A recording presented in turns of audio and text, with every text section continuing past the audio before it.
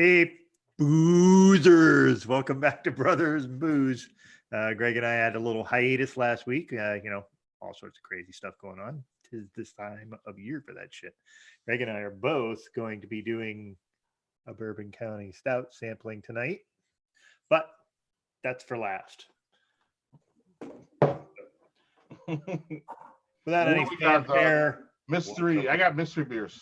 Yeah, I know you got. I can't wait to see because Greg's wife got him a cooler of beer, and he just. I guess you're just going to reach in and grab whatever comes out, right? It's heavy. I don't know though. We'll see because I'm not going to be grabbing any bourbon barrels. Like I'm not doing 7 bourbon barrels tonight. So yes. I'm doing 2 bourbon barrel aged ones, so this could go off the rails a little bit. Okay. I'm not starting with that though. So okay. All right. So what I picked up was this one I'd never seen, and as you know, my suckered them from cans. This is called Instruments of Darkness. It's got a little wizard hat on it. It's an Imperial Coffee Milk Stout. So this is from Rohrbach, which is a New York brewery. Mm-hmm. Boy, that one's 10% ABV too.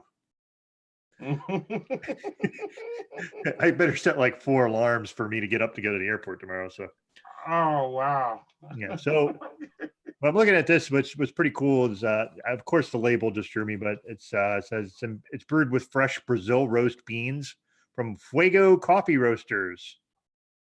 Okay. Even have made with Fuego on it. So, and I like at the bottom it says this contains caffeine, as is didn't know it from the coffee stout part. Right. The disclaimer there. So here is that's what it is. Man, so the coffee is baby on you didn't go to the release party, did you? No. This just happened to be in Wegmans when I went to get it. So look at that. Okay. Let's say anything about the beer here. Looks tasty. Looks very beautiful. Uh-huh. As we like to say, it's got a nice head on it. Jill laughs in the background like talking about slight fruity and strong roasty characteristics. Very roasty. Very. It's a coffee is very prominent. Chocolate and caramel, it says here. Not the nose, but on the it's interesting because the chocolate is very, because it's a milk stout, it's got that lactose smoothness, very sweet. So yeah, I can get the chocolatey part of it, and not so much the caramel, but chocolate definitely I get that. Really, really, really tasty though, because the coffee is really more in the nose. It's not so much in the flavor. You get way more of the milk flavor, the lactose coming through on the palate rather than on the nose. But it's I would classify this as very dangerously drinkable. But I was going to say, does it drink the 10% that it advertises? No, it doesn't. It tastes more like a 6%er. But that's the thing. It's very good. I really, really like it, but I also know it's 10%, so I have to tread lightly with it. But I highly recommend it. What's up with the lactose? Is it lactosey, not lactosey? Yeah, no, it is. Was where it's saying you get that lactose. That's because it's being a milk stout, and they put the lactose in. It's very sweet, and that smooth texture you get from the lactose, like that mouthfeel, as they say. But that is really, really good. Well, I'm going to let you sip on that because that's 10%, and you said that's your lowest ABV. That's my lightest beer I have today. I should have planned that out a little better. But I was going to say. I got to get up at 3 in the morning to fly, so I probably should. What's the theme tonight? Big ass beers? Big ass beers. Stoutalicious. We're going to dive into the cooler of unknownness. This is going to be fun. Let's see what we got here. So let's pull some out, and maybe you can help me here. So, WeldWorks.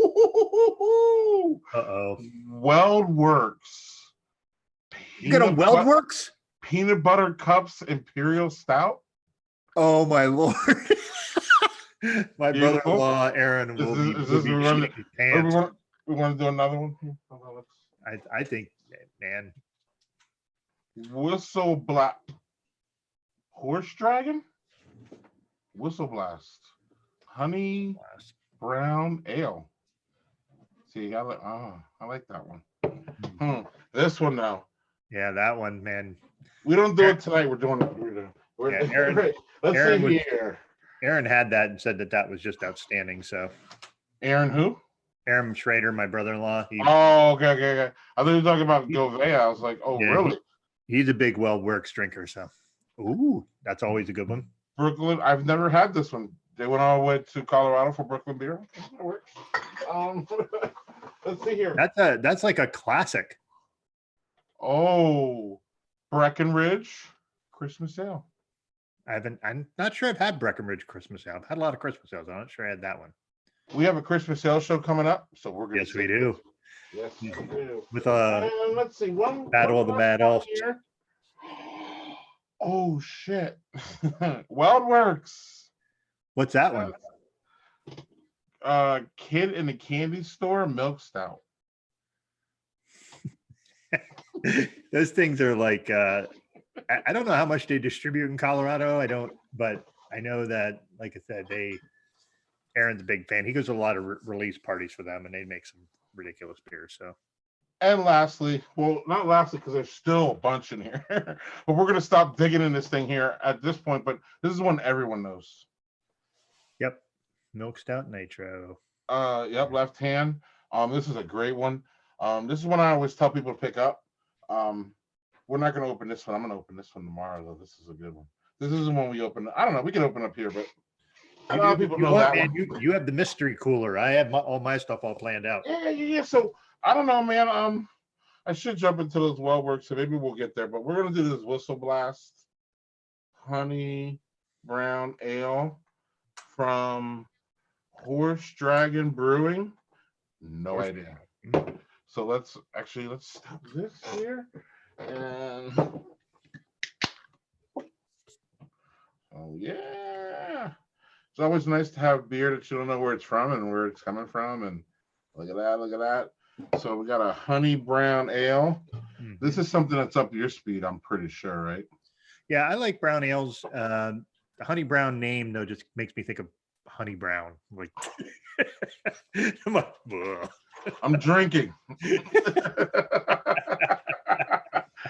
Oh, honey brown, man. We could probably do a whole show on honey brown and stories from that, man. Like, I think a lot of people, that was their first foray into what they would consider craft beer. So, right, it was your first. Like, I wanted something different. Yeah. Like, and it wasn't great, but it was different. Yeah. So, this is a roasty brown ale. Not getting too much. There's some sweetness there. I guess that's the honey, obviously.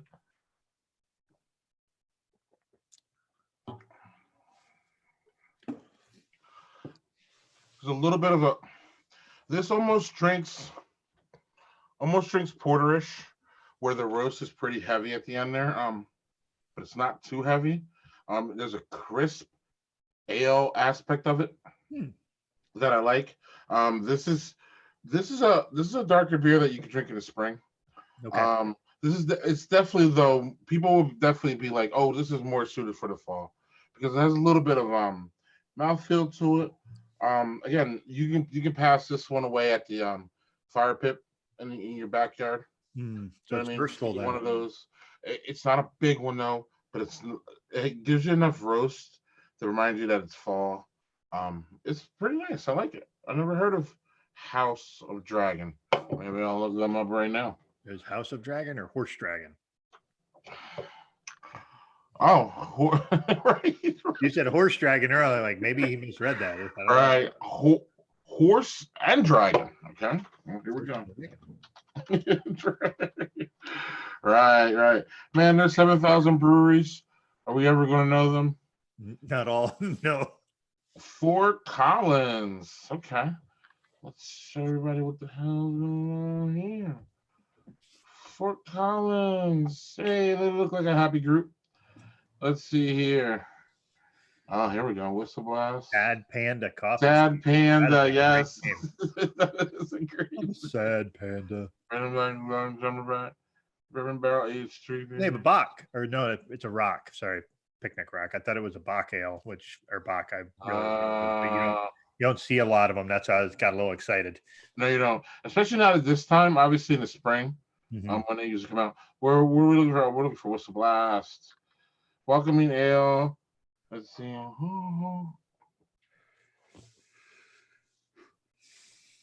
Yep. Roastmark character. Warm citrus balance.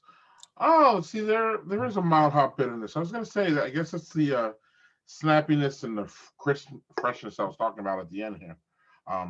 Because there is a little bit of a grab to this. 6.3. Wow. Doesn't drink that high. Yeah. It's really good one. I'm almost done with it already. So cheers, Horse and Dragon. That one. Good stuff, Horse and Dragon. Yeah.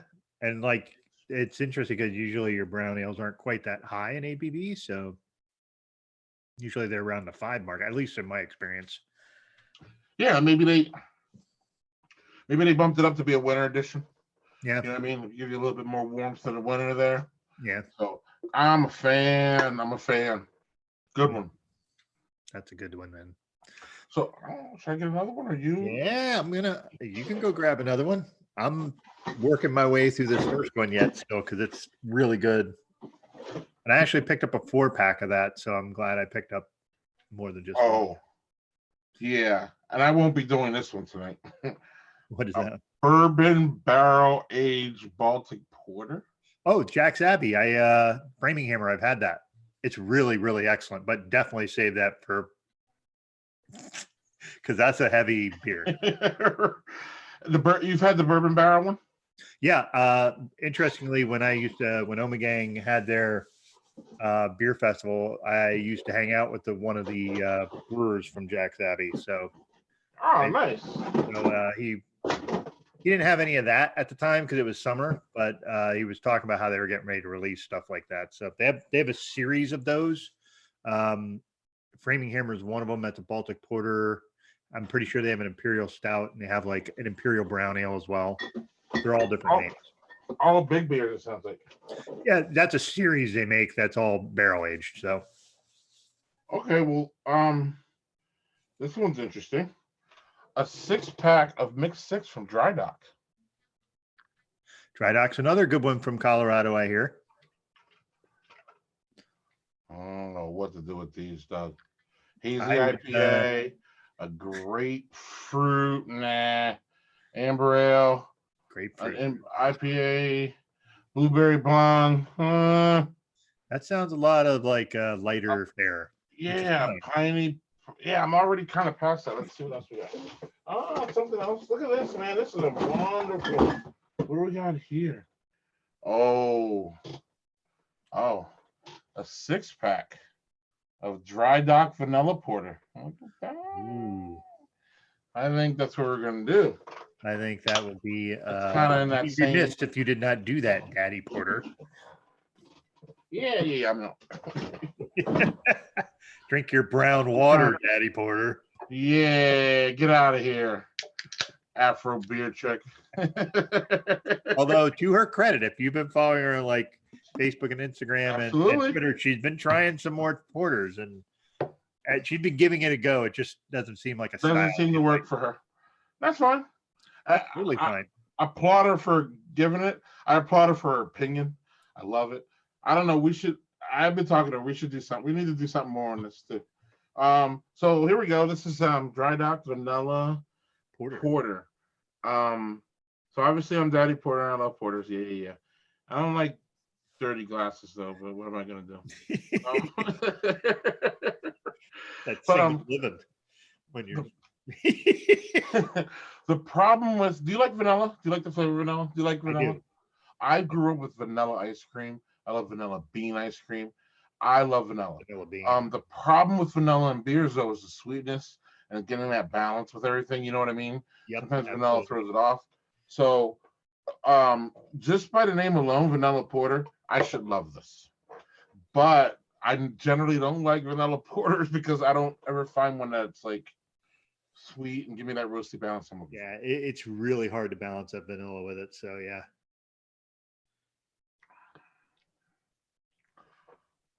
Yeah. Yes. That makes you happy. Yes. Um. Yes. Like a vanilla ice cream. And then what it does is at the end of it, it gives you that roast. And it reminds me of like, is it like a hot fudge sundae where like you get the vanilla and then later you get that chocolate roast in there. This is really good. The vanilla it's pretty. Once this beer hits your tongue, you get a lot of vanilla, but the creaminess and the smoothness leads to the porter part, so you can still tell it's a porter. I don't know. That sounds like something I'd like because they said going from that sweet and going into the roastiness, that sounds exactly like the kind of thing you want out of a vanilla porter. You want a bit of each, but you want to, I would rather finish with the roasty flavor like that. So, Yep. I could see where actually I should come back to this when it warms up.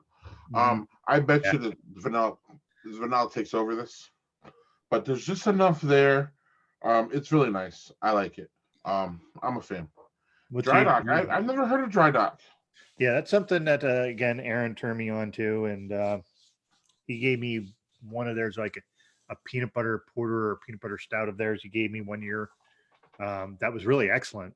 I really like that, and they're not a huge brewery, but he said they make really good stuff. So they're real. Yeah, that was pretty dang good, man. All right. Wow. I'm gonna head over to dry dock, but you can start if you want. I actually want to see what the ABV on this one is because I don't know. The more I drink it, the more I'm getting. I'm starting to feel that booze at the end. I just want to see how big it is. Yeah, I think letting it warm up and seeing how that affects it could be interesting to see if it gets sweeter and all that jazz. So yeah.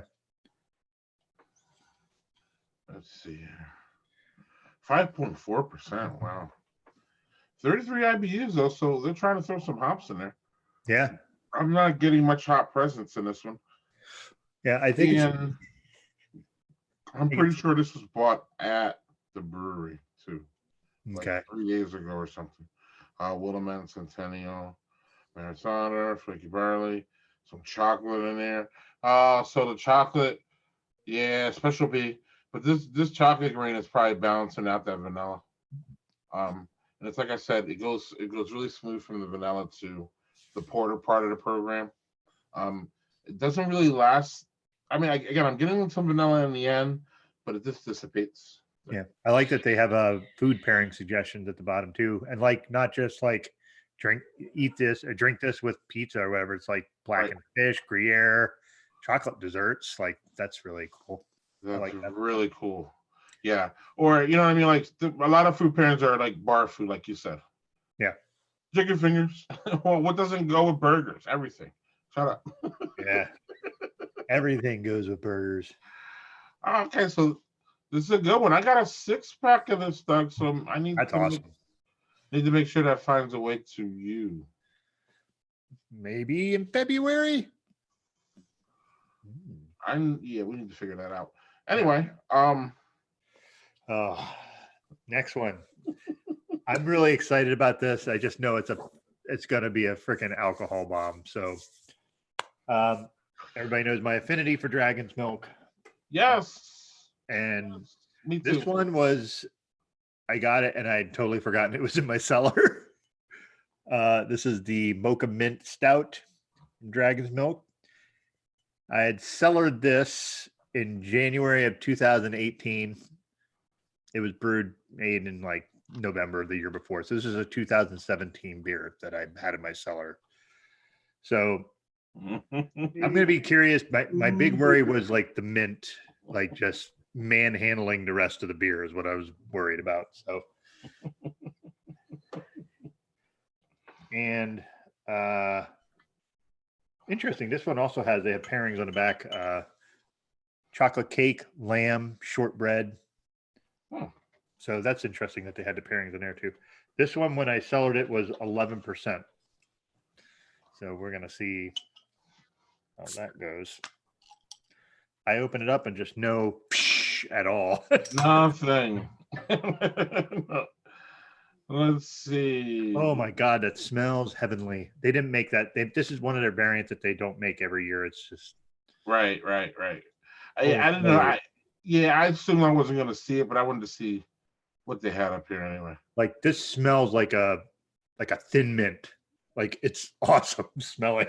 So the mint did not drop off after 2 years. No, but it's not like it mixes the chocolate amped up too. So it's like they both just went up. Did you have this oatmeal cookie? Yeah, it was okay. Okay. Some of their variants this year I wasn't too thrilled with. They had a hibiscus one that I really didn't like, but Are you a hibiscus person now? I would have liked to try that triple mash though. Oh, look at that. So in the bottle, all mint, all chocolate, and then when you Mhm. pour it in a glass, that fades a bit and the booze just comes right up to the top on the nose. Okay.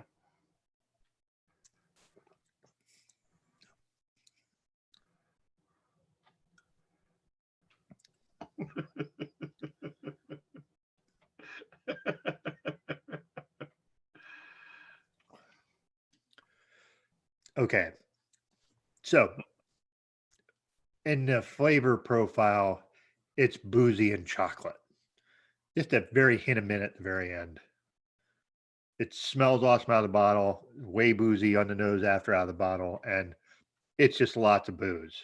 I'm just because it's been cellared and it's been just letting it do its thing, and it's good, but if I finish that bottle, I'll be laying on my living room floor after the show. It's super good, but oh my Lord, it's boozy. Wow. Okay. Wow.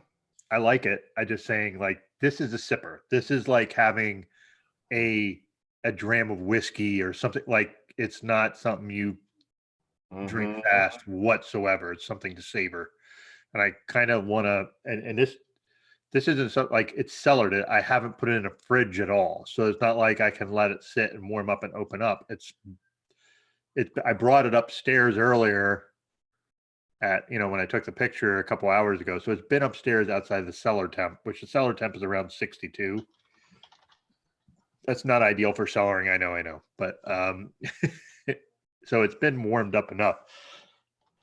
But whoo booze. Okay. I'm gonna tell you, this is exactly the kind of bottle that you have at a bottle share. Because even though it's 12 ounces, everybody can get a little dab, and I'm gonna tell you that would be everybody would enjoy it, and it would be enough. It would be enough, absolutely. Boom. Wow. Okay.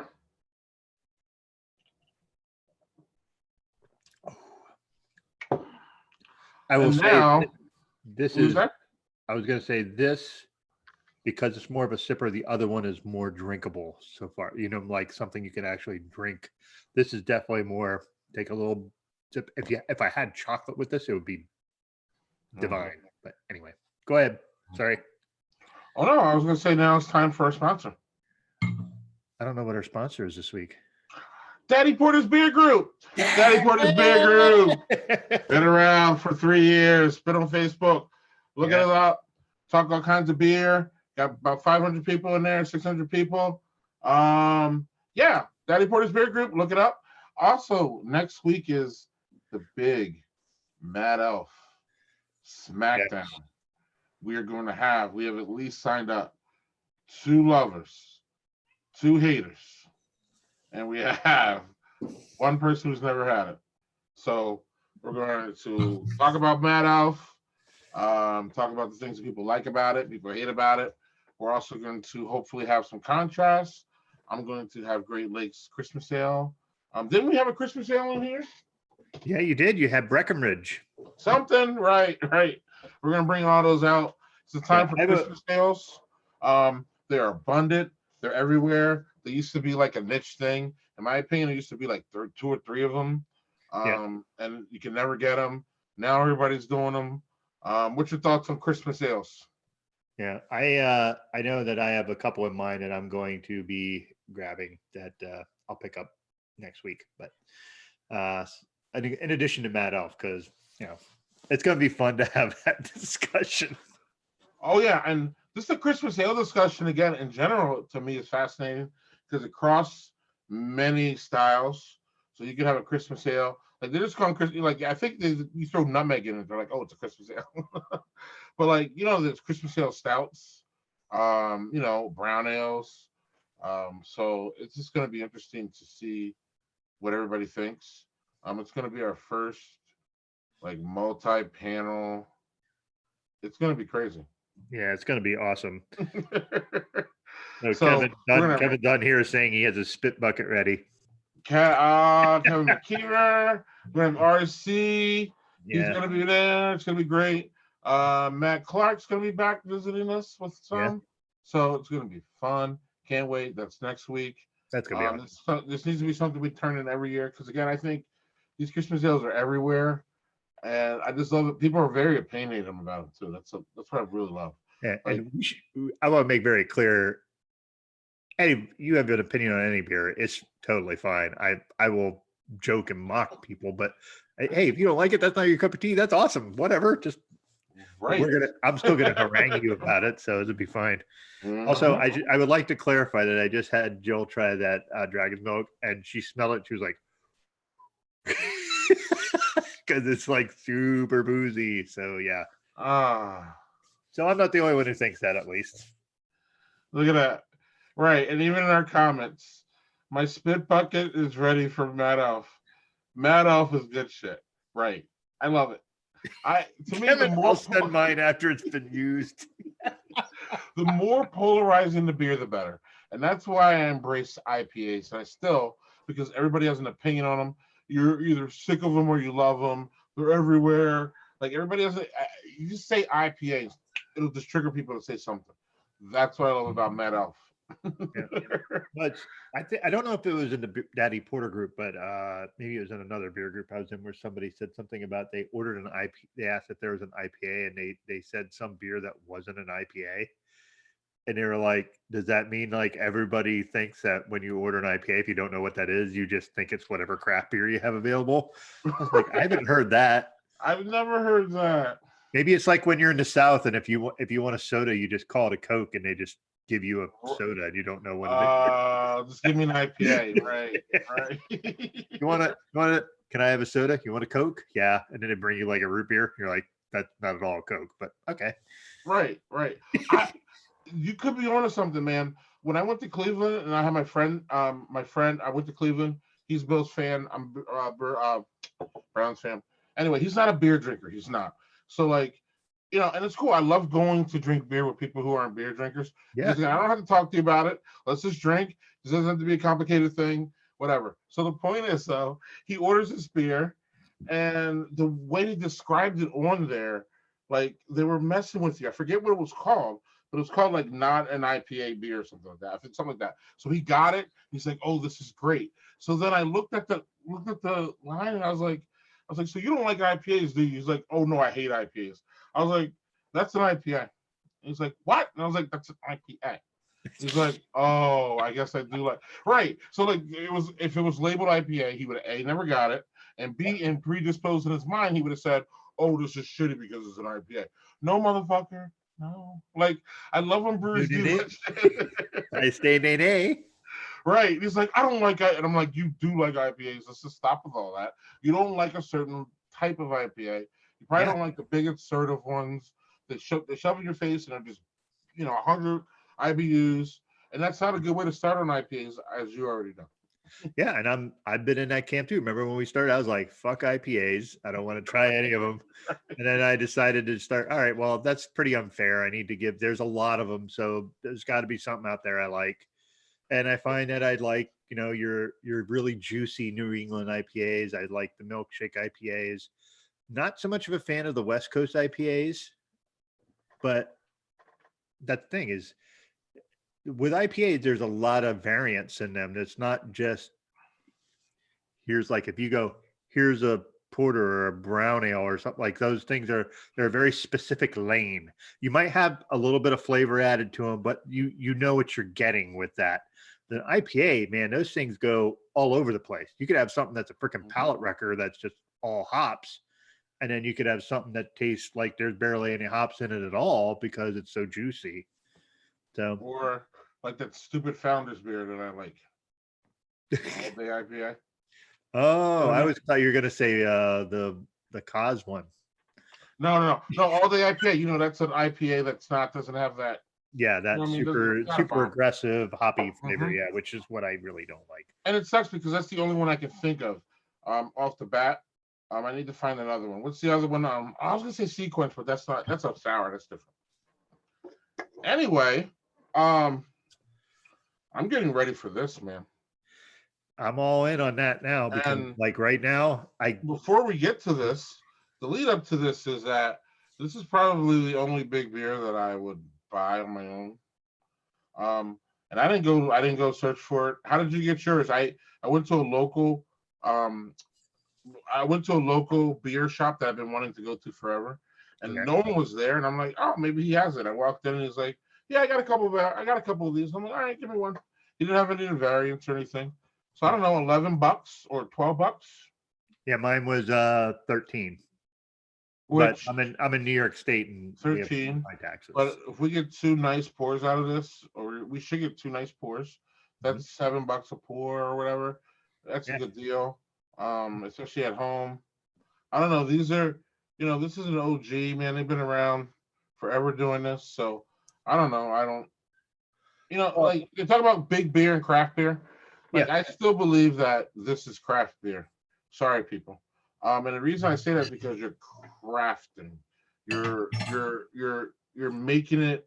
You're making smaller batches for a select amount of people. Now, again, I know it's a big beer company crafting, but I think that's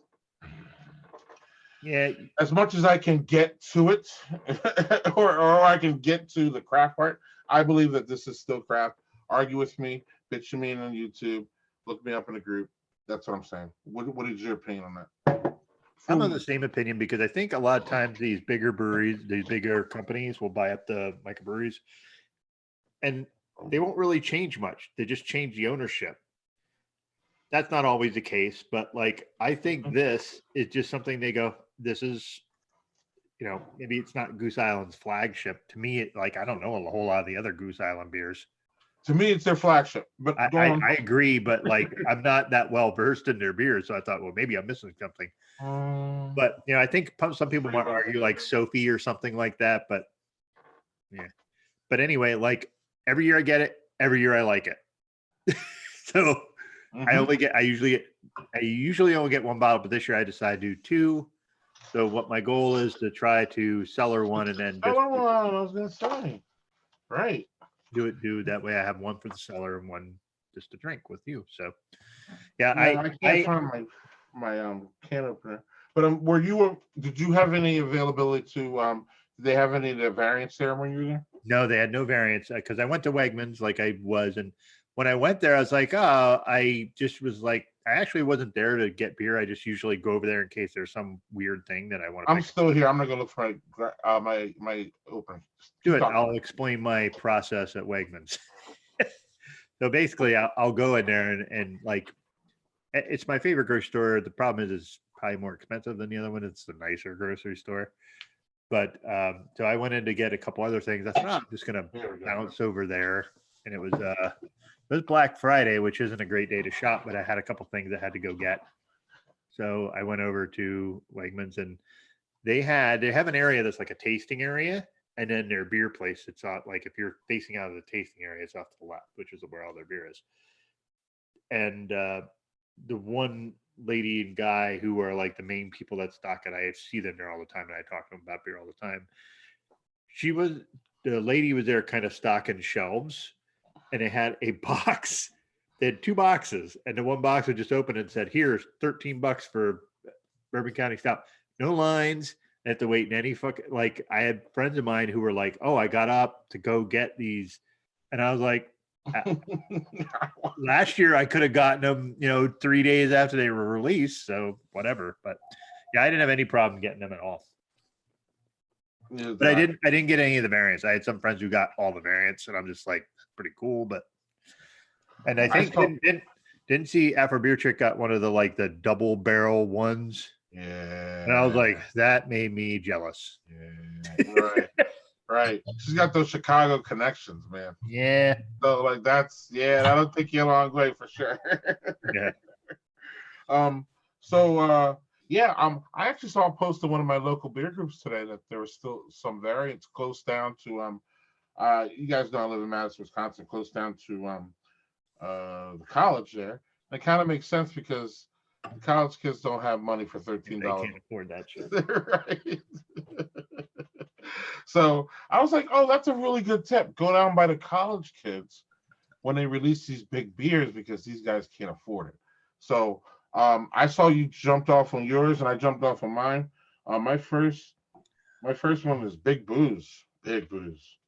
Yeah, out of the bottle, I can smell all the booze, and it's 15.2 this year, which is that's a lot higher than what usually it's 13 to 14. This one's 15.2. At least that's what I got on my bottle.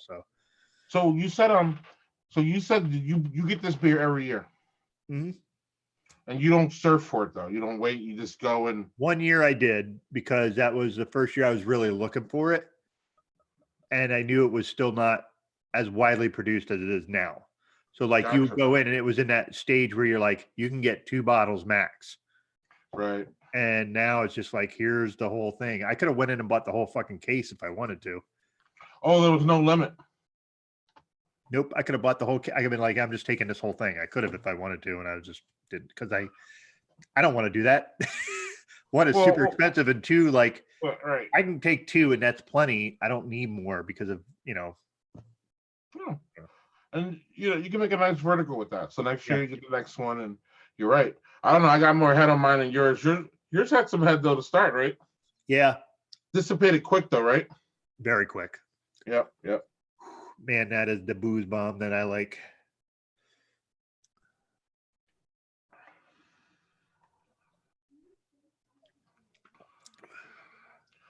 It's less of a booze bomb than I thought.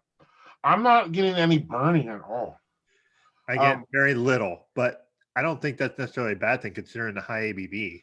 No. I'm expecting more burning at 15 though.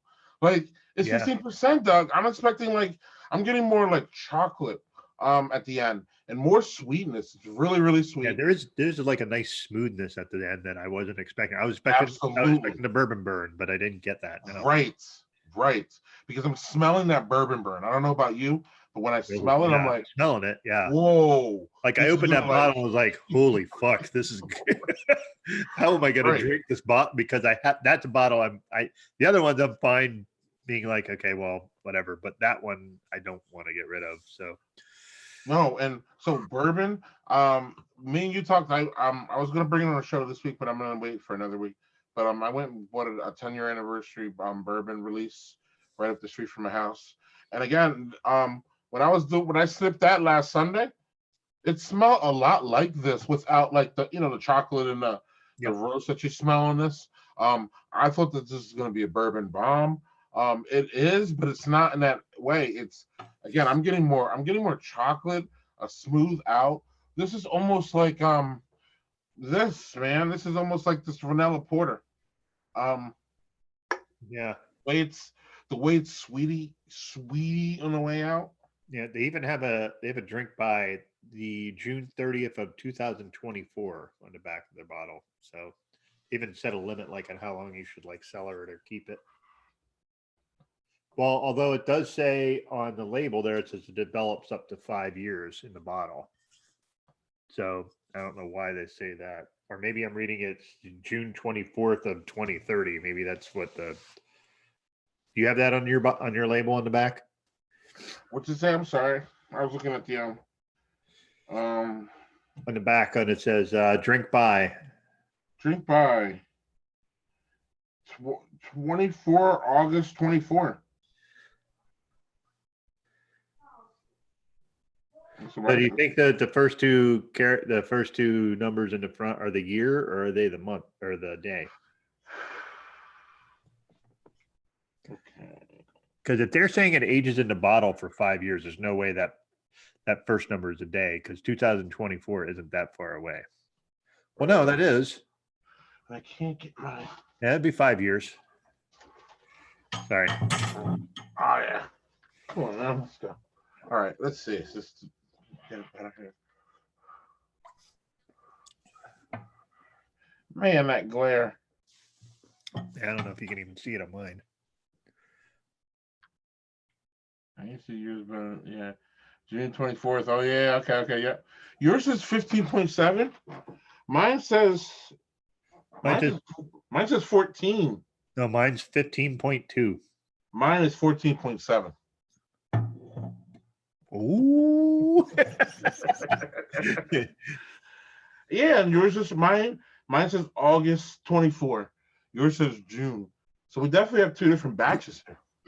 Yeah, I don't know why the variance in the ABV Huh. as well as the date. So we're not drinking the same beer. Interesting. Not exactly, apparently. I wonder if it's just different. It's probably different batches. Right. But it's interesting how they're both labeled differently. And wow, wow, science. Man, I just thought they all just, bottom it all together. What the hell? I figured they just knock out a shit ton of labels and be like, yeah, there you go. Right. Right. Wow, they're putting way more into this than, wow. I guess it's that big beer money, man. And it says notes of vanilla, toffee, chocolate, burnt sugar, and dried fruit. Burnt sugar and dried fruit. And then, yeah, where are we at? Okay, so let's do this quick while we're here. So we got the brand stout. So you wheat wine was one I was really curious about. The wheat wine. You ever had wheat wine? No.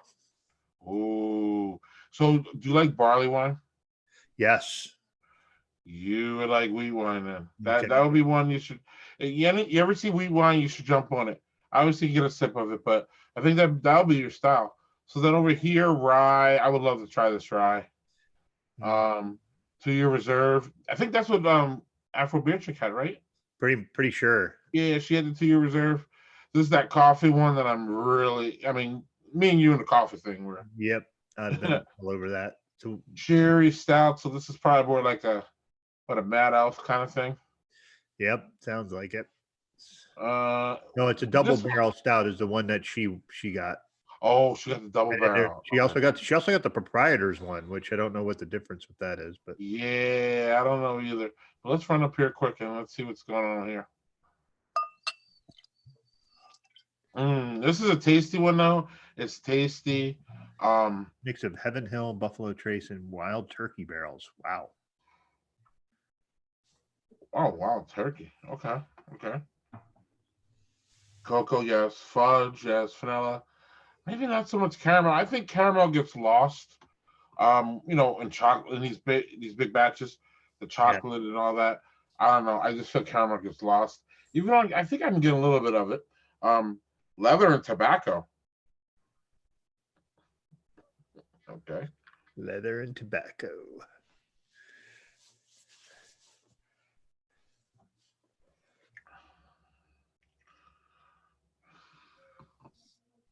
Ooh, getting boozier. I don't know about. I've had this. I took this out when we started our show. I would say like 2 minutes before we started the show. Yeah. We pulled them out. We poured them 4 minutes ago or something. So this is warming up for 40 minutes basically. Oh no! I spilled some. Ah! Greg. Ah! What are you doing, man? And I don't even have. Look at this! It's spilling everywhere. I don't even have a napkin. Well. So Kevin McKeever noted that Honker's Ale was the original flagship beer for Goose Island, which I remember that. So, and he said, but it's changed since they were bought out. Matt on the Honker's Ale. Matt on their 312. Do those people even have a porter? You don't have a brown water porter. I don't know about you. I'm not sure I have time for you. Right. No, let's go back here though. Let's see. The 312. Natural Villain. I have no idea. What's a garage style Lager? Right. No idea. Matilda. I also, the thing about Goose too is that like I really, since they're big beer now, I really don't feel bad about making fun of them. Like I don't, you know what I mean? So on some level, fuck them. Like I really don't give a shit. I don't know if I would be so. I don't even know if rude is the word or blunt if it was like a smaller place or like a place that I know personally. Even if they did something dumb, I don't know if I could come on my show and be like, "Look at these idiots." I don't know if I could do that. I don't know. I just feel it's just different for me when it's like again unless they're like a Founders or something. But even though Founders is big beer too, by the way, you know what I mean? Like if it's like like if it's you being a brewmaster, Doug, and like that's your livelihood, that's how you pay the bills. Yeah. Like even if your beer is shitty, it's just gonna be unless you're a fucking asshole, it's gonna be hard for me to like be like Doug's beers suck or like even to make fun of you because that's like how you make your money, man. That's how you pay your bills. Yep. So like it's just hard for me to do that. But it's not for Goose Island and all these other fucking big beers who I'm not trying to preach to the crowd here, but they don't give a shit about me. So like, why should I give a fuck about making fun of their stupid beers? Which they don't really have that many stupid beers, actually. I mean, I wish I could be more critical. Yeah. Where's your damn porter? Kevin was saying that the 312 that you saw on their site is really weak. He didn't. I don't know if he specifies like weak as in it tastes weak or it's like weak alcohol wise.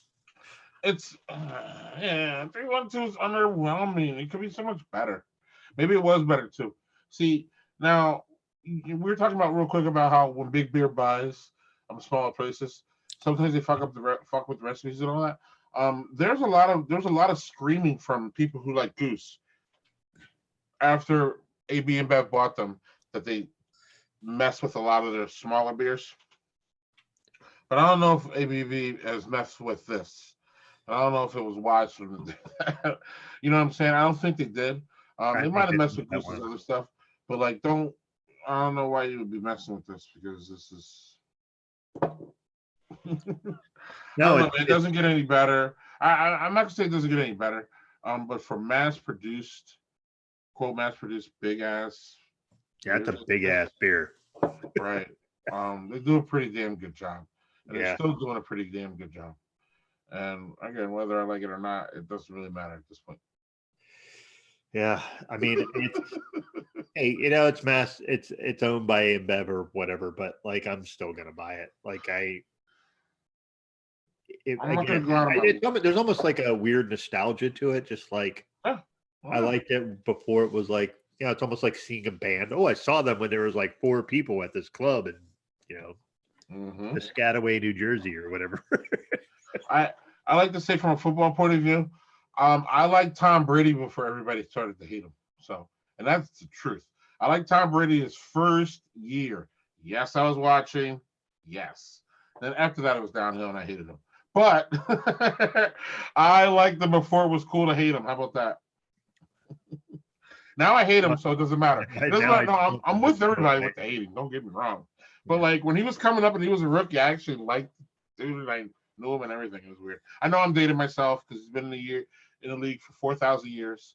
So Whatever, it's like me liking LeBron when I remember seeing his high school games on ESPN. Like that guy's been in the league 17 years. Right. Now you hate him, right? And no, I've always liked him. I think he's the best. I think he's the best player that's ever played the game of basketball. But I get a lot of pushback in that because of Michael Jordan. I fucking hated the way Michael Jordan played because it was all hero ball. And that shit was bothered me. He's such a fucking asshole too. Now, he's not a nice person. You can't question like his work ethic and his ability.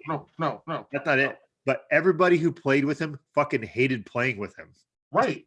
And anyone who's served him at a restaurant fucking hates him too. And that to me says anything about you more than anything. Like the way you treat people when you don't have to treat them nice and you treat them like assholes, that says who you are, in my opinion. Just saying. Yeah, I agree. And like every time you hear anything about LeBron outside of basketball, he does shit where he does like a university for kids and he's like always doing all this stuff. And like, he made one dumb thing where he did the decision on TV, which looked really bad. It was dumb. But that guy has lived under a microscope for freaking 25 years, and that's the only real misstep he's had. And you're just like, so.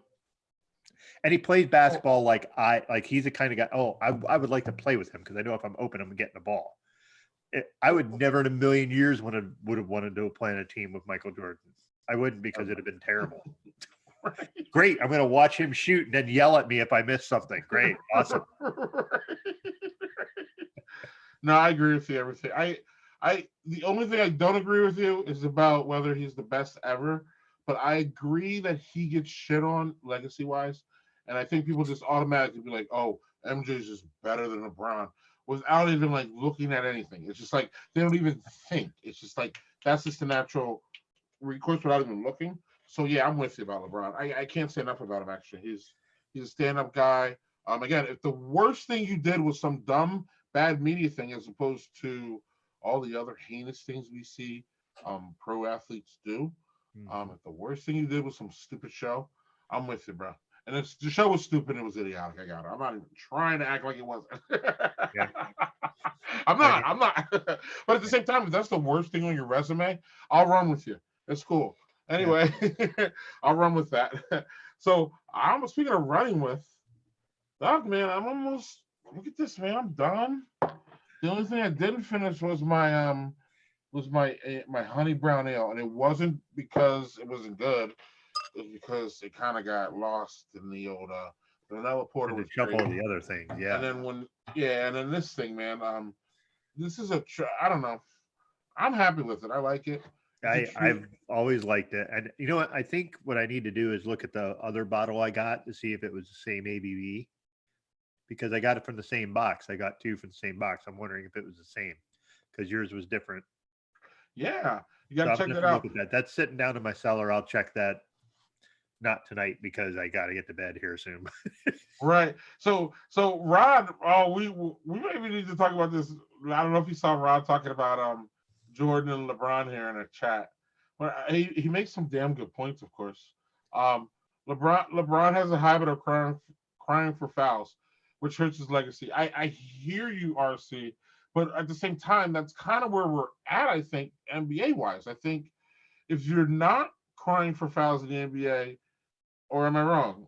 You're not doing it right. Like, that's just how it works now, or am I wrong, Doug? Because I know you're an Sorry, I'm replying. Oh. Well, okay, we'll see. Well, everybody check over there. But I will die on that hill. I think LeBron's a better player overall. I think Jordan was like one of those maniacs that couldn't, like, I think Kobe was built the same way, where it's just like, I'm not losing. Like, but as a pure basketball player, I don't think there was a more intelligent player than LeBron. Like Bird, maybe. Johnson, Bird, maybe. Dennis Johnson was good too. Maybe. Yeah. Magic Johnson, but I'm just talking somebody who purely understands, like, sure. Like Jordan had this killer instinct that I don't know that there's ever been an NBA player who had that sort of killer instinct like him ever. But I don't know that there was a smarter NBA player than LeBron. I could be wrong. No. And this is a great one too. And the thing, the summing up the whole LeBron thing, I guess I'm summing up, but the thing that really gets me is that LeBron's resume is not done yet. And people already are like, and it's like, dude, can you let the dude at least finish his career? Well, it's not only that, they measure it by the idea that Jordan won 6 titles and never lost one. LeBron went to the finals 8 years in a fucking row. Bro.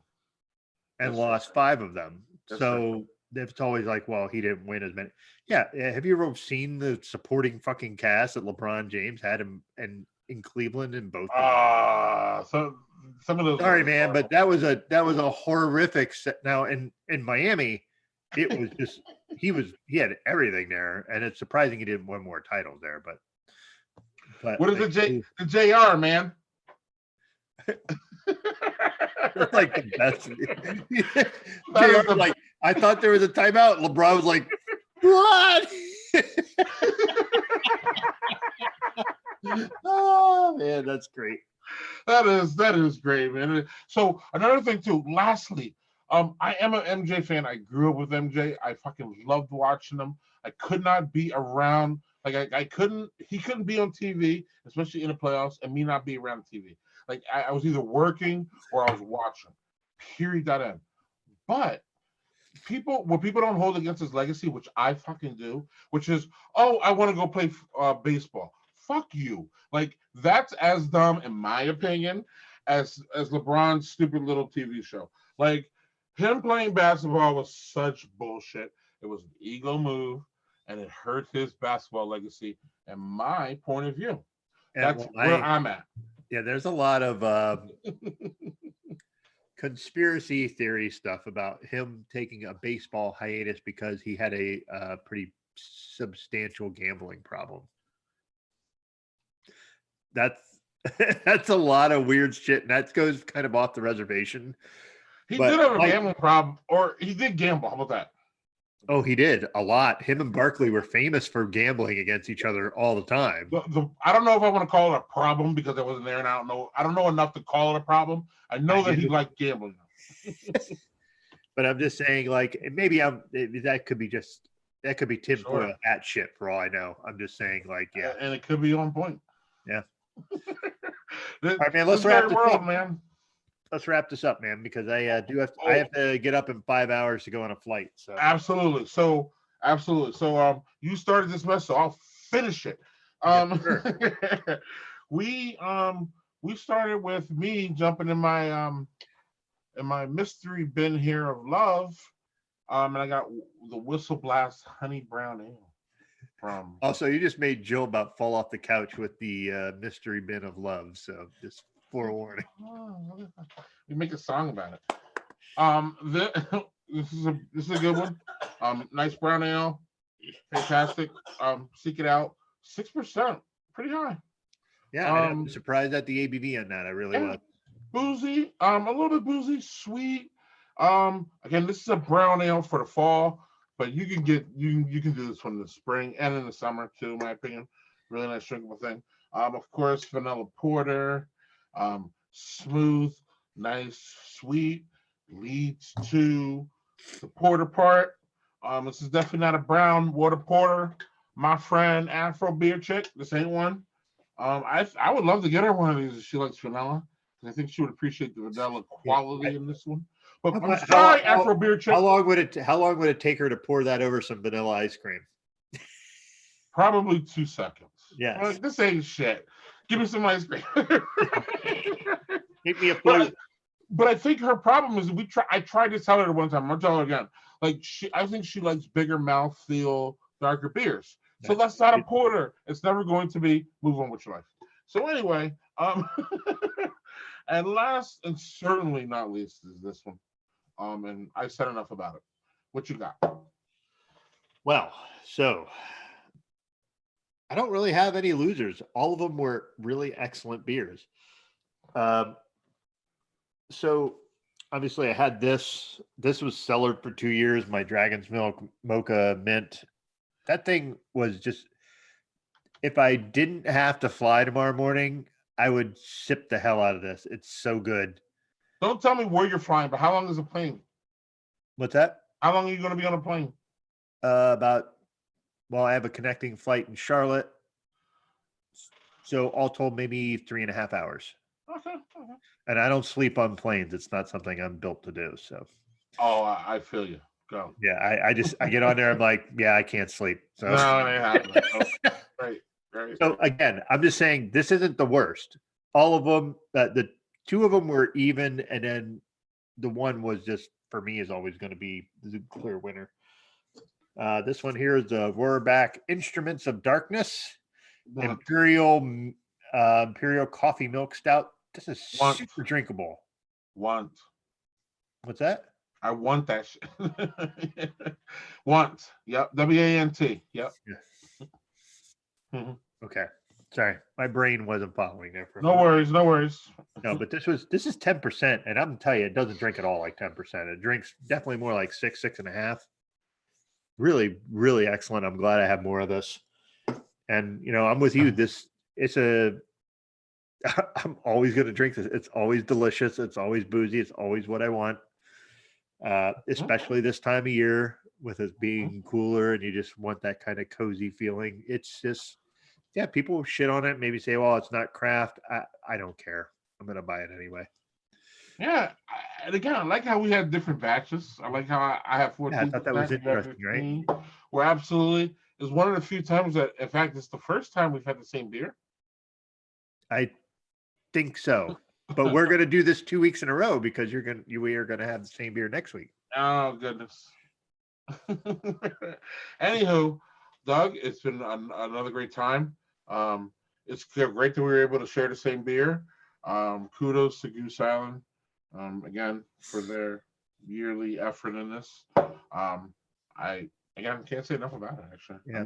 Good time. So next week we will be back next week with a bunch of our friends. Yeah, it's gonna be great. We will great. have a bunch of Christmas ales. Please join us next week with your favorite Christmas ale. We'll all chat about it. Until then, see us in the Daddy Porter Beer Group. Doug, I'll see you next week.